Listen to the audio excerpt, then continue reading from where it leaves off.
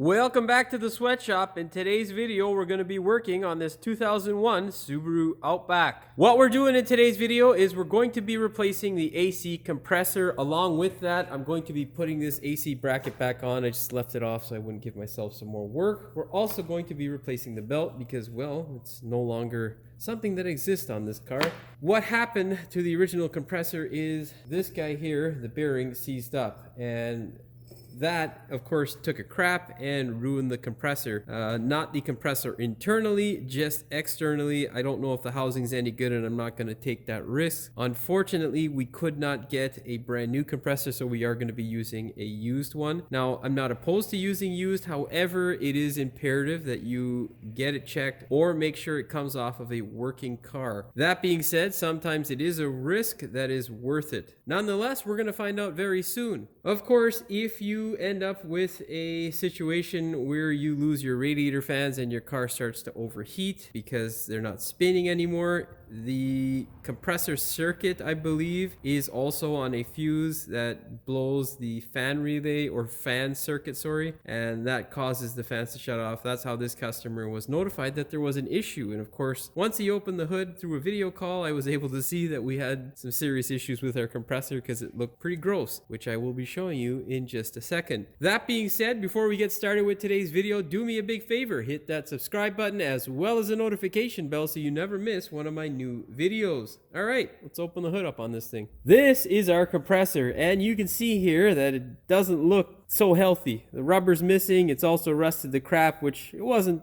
as rusted prior, but yeah, this was the situation under the hood at the time, and luckily you can see it spins relatively freely. It doesn't bind up, so I don't think there's anything wrong internally. Of course, we'll find out once we take these lines off, because if we see shards of metal, well, this video, like the air conditioning system on this car, is going to go in the pooper. Nonetheless, very important before you tackle any sort of job like this, do not vent whatever gas is in the system to atmosphere. This shit is highly toxic, and not only for the environment but yourself. If you want to give yourself some weird diseases and autoimmune problems and all kinds of other shit that is unexplained, well, go ahead and sniff the gas, but I don't suggest doing that. It is a bad gas. Do not dispose of it into the atmosphere. Have it evacuated by a professional, and make sure that it is not full of gas when you let those lines off. It will be a horrendous experience for you as well as the environment around you. Okay, that being said, very simple job, not a hard job at all. All we need to do is pull these lines off. We're going to take the belt off. We're going to pull this wiring out of the way, and then we're going to sneak in here to get this wonderful compressor out. We're also going to loosen up this bolt here so we can slide the compressor out from the top. We're going to move our cables off to the side, which is not a hard thing either. It literally just clips on there. With the cables, however, just don't bend them back over. We're going to use a bungee cord to secure them somewhere up here. You don't want them to bend more than like 90 degrees. It's just not good for the cable.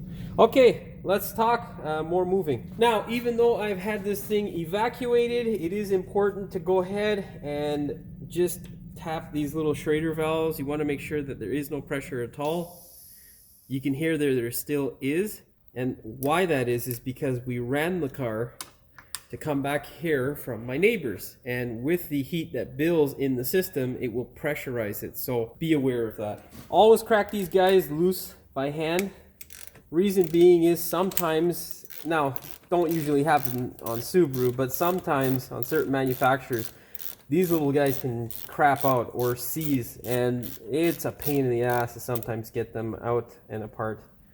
That can really ruin your day. Only need an extension for that one.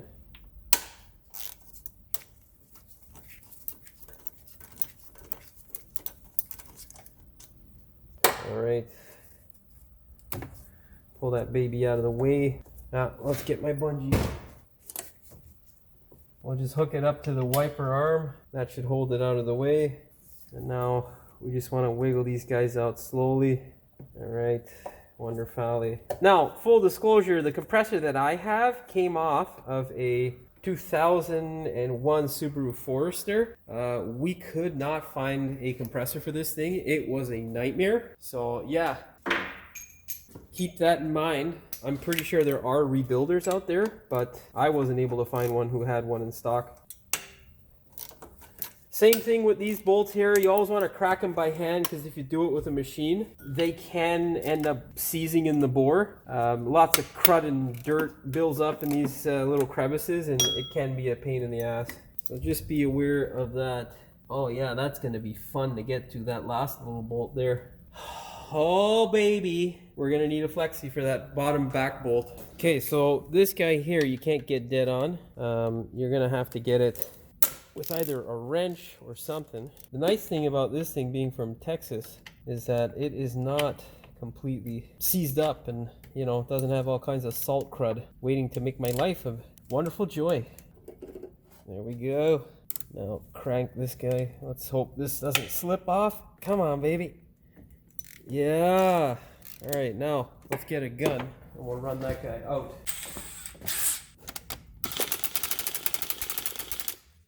Make sure this hose doesn't get nicked because it's part of your evap system.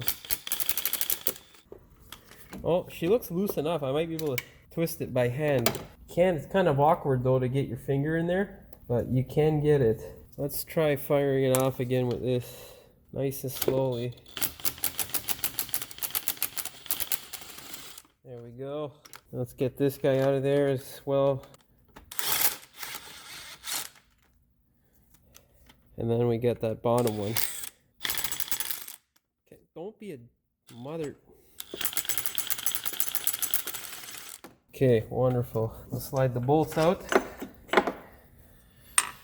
Okay. Get out. There we go. There's a piece of the intake essentially, I'm pretty sure, that likes to, you know, make your life more fun.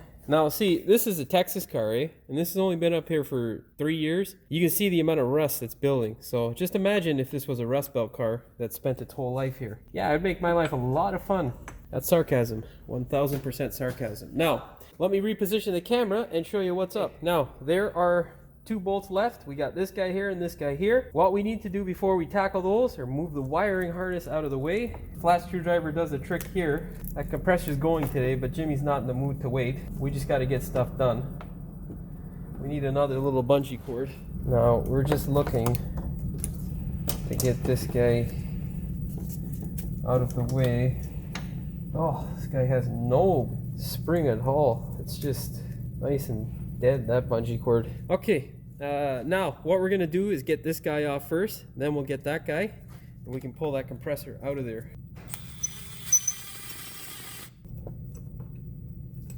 Let go. Let mother. Oh dude, come on. Okay, and now our last bolt. Wonderful. See, it's actually really easy to do the stuff on the Subaru, which I really like. It just makes life so much easier. Leave the bracket in there, no need to replace it or move it or any of that stuff. We're going to compare our compressors on the bench.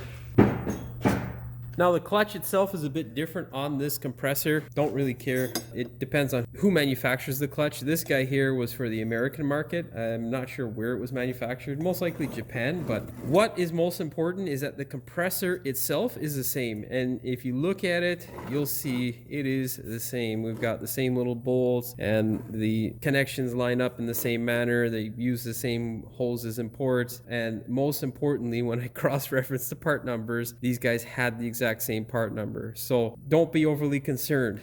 If your clutch is different, you can check the depth of the clutch and all that sort of stuff in relation to the compressor body to make sure you have the same compressor. Of course, make sure you get the same compressor, and if it is a brand new one, make sure it comes pre-oiled or you'll have to oil it up. Nonetheless, clean this guy up, try to get as much crud and crap off of it as possible. Make sure you don't have any dirty fittings and all that fun stuff to contend with. Now, you'll need to get 2 new O-rings in order to get that wonderful compressor set properly so you don't have any leaks and issues that tissues won't solve. Then what we'll do is we'll go ahead and we will take off our alternator belt and put it on our wonderful AC bracket. Yeah, this guy goes back home finally. One of the many reasons I love Subaru, it's just easy to work on, especially on these years, you know, nothing hard. It's a nice simple car. Of course they changed that in recent years with the FBFA motor. They're pretty crap.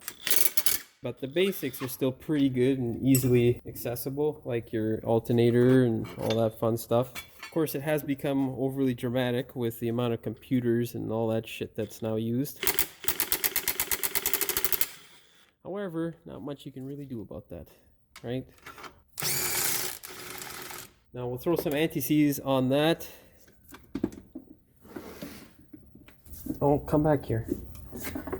And we'll be good to go. Now, if you're doing this job in the car, usually what I'll do is I'll use an offset wrench like this in order to crank this guy here loose. I also use it for these two guys here. Just makes life easier to access. In terms of what we're doing here,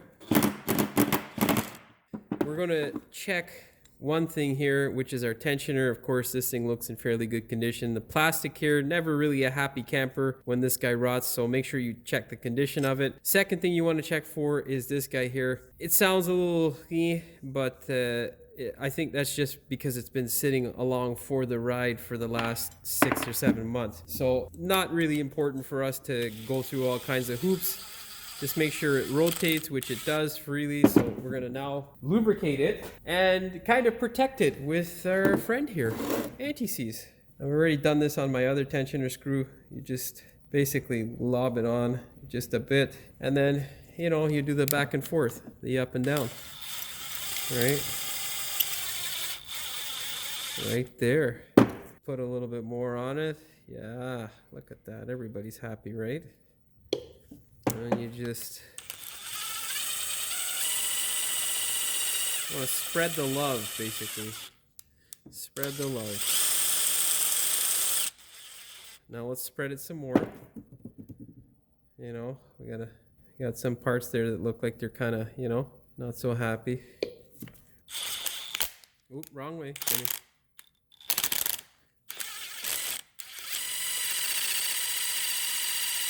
Yeah, see? You want to spread it like that. Alright. Let's get a little bit more down at the bottom there. This doesn't look so happy, you know? You can see how much that compressor runs. Like today it's just on fucking fire. Anyhow, run it back all the way up to the loose position. And go ahead, you can throw this guy in the car.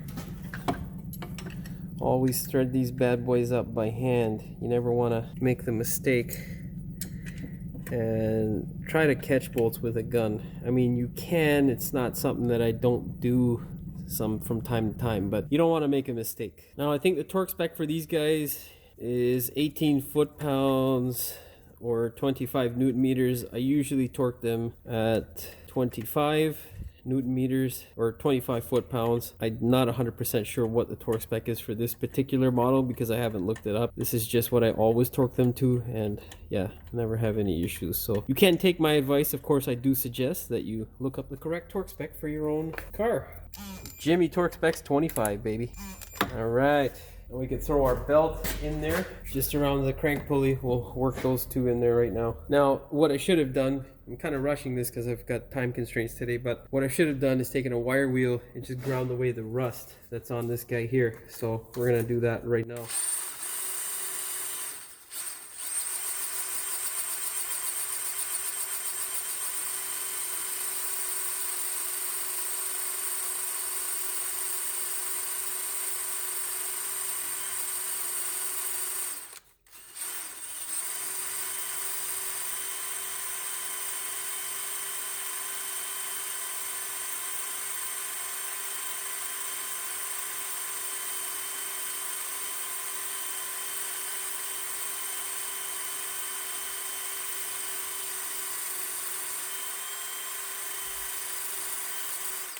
Okay, that looks okay. Let's throw our wonderful belts on there. I'm kind of weird. I like reading whatever is on the belt, so we throw it on in a manner in which you can read it. That's just the way I roll. So yeah, it doesn't really make any difference unless there's arrows on the belt, then it does make a difference. Yeah, slide that new belt on. Oh yeah, so cool. Okay, now let's go ahead. We'll sneak our compressor in there, and yeah, start the good fortunes of getting this car done. All right, just slide her on in. support. I'm gonna take this guy. Oh, you know what? This is a Rust Belt car now, so we'll put a little bit of anti-seize just in case. A little anti-seize never hurt nobody. Throw that guy on there with some hand seize. Thread her in. Now, let's get this guy out of the danger zone. Just, oh, shun him, my bitch. There we go. Okay. Yeah, I was on the opposite side of the tensiometer there, so you don't want that. Okay. Spread the anti-seize like Christmas joy. And yeah. There we go. Yes. Yes! Things are looking good, mate. Okay. You just want to snug it up by hand. You don't want to get it in there for life because, well, you know, things aren't about that right now. See? There we go. Hi. Is this Jimmy's? Yes, it is. That, my friends, was a wonderful delivery of a clutch fork that decided to break on my personal shitbox yesterday. You may or may not be seeing a video of me taking out my transmission for the third or fourth time. Well, that transmission out of this car would be the third time because, well, the original one failed. And then after the original one failed, we had a clutch that failed, my original clutch, which had like 400,000+ kilometers on it, which, you know, whatever, I just wanted to see how long it would last. Of course, wasn't really concerned about my wonderful, oh, let's clean this thread off. Wasn't concerned about the clutch, wanted to see how long it would last, didn't last too much longer. Anyhow, nonetheless, we were picking up my brother-in-law, no, not that brother-in-law, another brother-in-law, and it decided to take a poop on me, which ruined my attitude, especially because I was short on good vibes.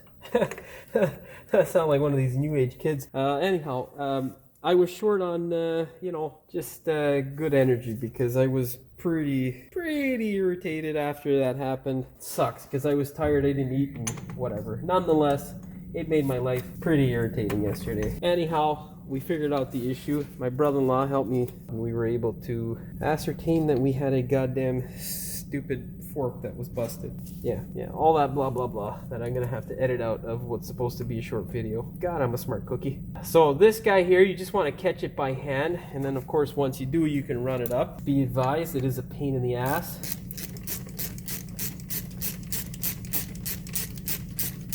Smaller ratchets are preferred for running things up. Well, I should have changed the camera angle, but you guys know what I'm talking about. Just snug her up. And then with this guy here, once you've snugged up all the 4 bolts, then you can go ahead and place in this last bolt. Again, with this one here, it has to thread in by hand. If it does not thread in by hand easily, there is something wrong, and you don't want to go with that, because if you do, issues that tissues won't solve may be something in the near future for you folks, and nobody wants that. Oh shit, it's barely in the shot there. Let's change it up for you guys at home. Okay, so what you're gonna do is grab your torque wrench. For these 4 bolts that hold the compressor to the car, the torque spec or recommended torque spec is 21 foot-pounds or 29 newton meters. I usually just torque them to 25, but that, my friends, is up to you.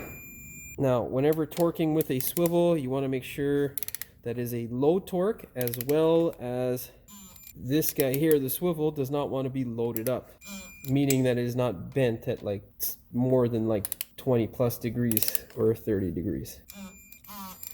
Now, for this bolt that holds the bracket to the head, I usually torque that to 30 foot-pounds or 40 newton meters. It's up to you again. I'm not sure what the actual torque is. Okay, now we are almost done. Let's go ahead and put our wonderful lines back into place. It is kind of tricky to get the correct size of O-rings, so, you know, if you don't have an O-ring kit, go to the dealership, get the correct O-rings, and you'll be happy. I bought this kit, I don't know how many years ago, from my local tool slash parts guy. And yeah, you know, helps with all sorts of stuff. What you're gonna do with this guy is you're just gonna get a flat screwdriver or a pick. You're gonna work it off. When you are working it off, because the aluminum surface is quite soft, just be gentle. Do not wreck it. Now, before you try to work it off, get the O-rings out, compare them, and make sure they are the same. I'm gonna go do that off camera and I shall be back. Now, we've got our new O-rings on. You can see there, hopefully the difference, this one's a lot fatter. My opinion, this is good. You can put it in there, but I always put a gob or a little bit of silicone around the O-ring on this portion here. Not on the inside, not towards the top, but towards the bottom around this area here is where I will put silicone. A lot of people will say, oh, well, you have a new O-ring, it's not needed, blah, blah, blah. I don't care. It's for insurance. That's what silicone's for, in my opinion. It really does help, and I haven't had issues or leaks from joints where I put silicone on. And I've done tons of these compressors where we have to take these guys off, replace the O-ring, and put in silicone, and they don't leak again. And I've had them now for like 10 plus years where they haven't leaked. So I think it's a good practice for myself. It's up to you. Obviously, don't put too much on, and you'll be fine. You don't want the silicone in your system, you just want it around the seal, helping to create a seal. I'll give you an example of this guy here. So you just want to, with a clean finger, smear that guy around there. Like, yeah, you know, a lot of people will probably say, oh, you know, you don't need it, this and that, blah, blah, blah. Yeah, well, you don't have to put it on. That's fine. But it does help. And the other thing with silicone, what it helps with is I can't get it in the groove here because I don't have enough. You can see there I got it on the O-ring a bit and in the groove. I don't want to bend this hose too much, so it's kind of hard to get a good angle here, but that's really all you need. Just a little bit there to help with making a seal and you'll be good to go. Okay, now we're gonna put this guy in there. We'll be good to go with this fitting here. Whenever sliding them in, just gently wiggle back and forth and push it in. You should have a little bit of resistance with a new seal. If there is no resistance, there's something going on. Another positive thing with the silicone, it provides a bit of lubricity. So sometimes if there's no oil and you're putting it in dry, you can sometimes tear the seal. You know, so yeah, you don't want to deal with that. Okay, I'm gonna go do the other one off camera, and I'll see you back. Now, the torque spec for the bolts on the compressor are 10 foot-pounds or 14 newton meters. Okay, dude, you know, flex sockets can be a real pain in your ass sometimes. Okay, wonderful. Don't forget to discard of the old seals, move all your tools out of the engine bay, and then we will tackle our wonderful belts. Let's go ahead and connect our compressor. What the hell happened here? What? That's a parking ticket. That's funny. Good job, Gavin. Push that guy into place, disconnect our bungee cord, and secure this wonderful guy back in place. Oh, give me back my glove, you little prick. There we go. And now you want to put these fittings back on. Alright, get rid of my cords. Oh yeah, there we go. Okay, let's start off with our belt first, our AC belt that is. Make sure it's around our crankshaft pulley. All the way, yes.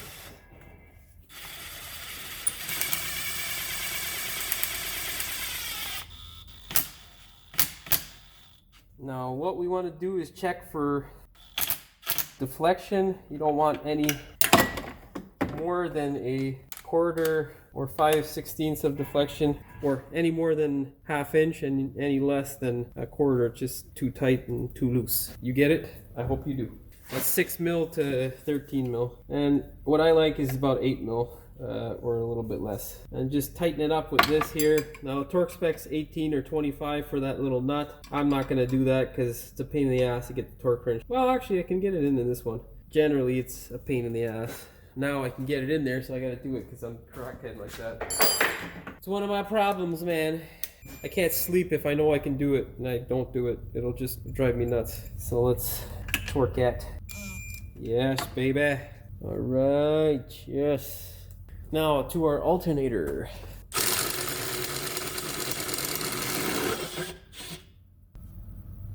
Same thing, that's good and tight. Now, torque specifications for the alternator is the same as the AC compressor. It's 18 or 25 Newton meters. However, depending upon whether it's rebuilt or not, I will alter how much torque I put on this. This is an original, so 18 foot-pounds is fine. Same thing goes for this bolt here. If it is rebuilt, 15 foot-pounds on this bolt here, because it'll strip. I do torque them usually to 20, that's what I do, but it's up to you, my friend. It's up to you. Oh, it's a bit too loose there, guy.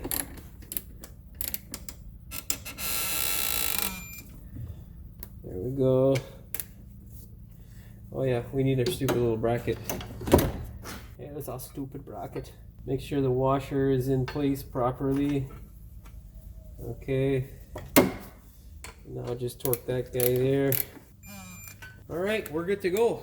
Now, take this 10 mil here, put that stupid thing into place.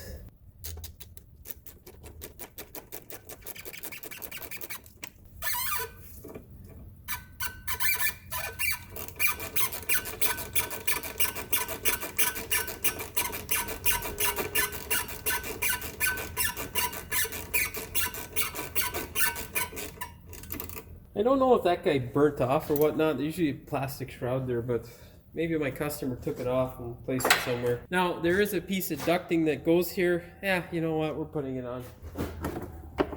Just put it in there and you can drill this guy home. There you go. There you go. Look at us moving along. And it's in camera frame too. Wonderful. Don't forget this piece of ducting.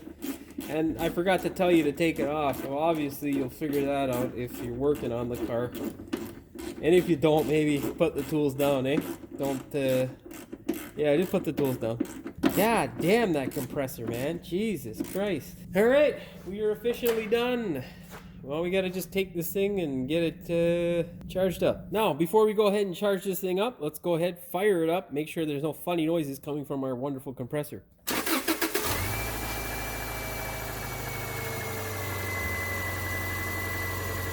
Now you can see here, it is quiet. There will be generally with a used compressor a little bit of scrape because the rust builds up, and surprisingly there's nothing from this one. It's also not moving as it rotates, which means this guy's not moving all over the place. Of course, I checked the play on the bearing before putting it in, but these are all good signs here. Now we can go ahead, vacuum the system, go ahead and fill it up and check its operation. Now, as you can see, we have this thing running. We just finished charging it and it is running well. Obviously it is cold, so it's going to have a much shorter cycle as compared to when it would be cycling in the summertime, but it's working properly. The values on the machine say that the compressor is working well, and we vacuum tested it. It actually held vacuum well and no issues there, so we should be good to go. Hopefully we don't have any issues in the long term, and yeah, that's all she wrote for this one.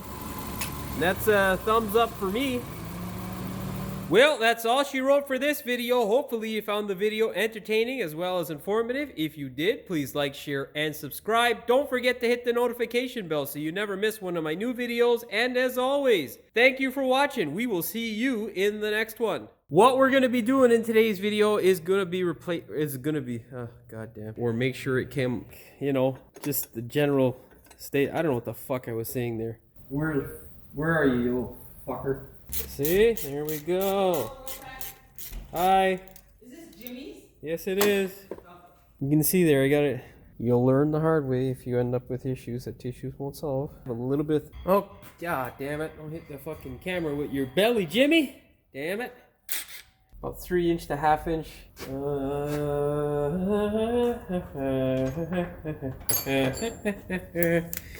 Okay, before we start, or what the fuck am I saying? Now we can go ahead, vacuum. Well, that's all she wrote for this video. Hopefully you found the video. Fucking camera. A little bit.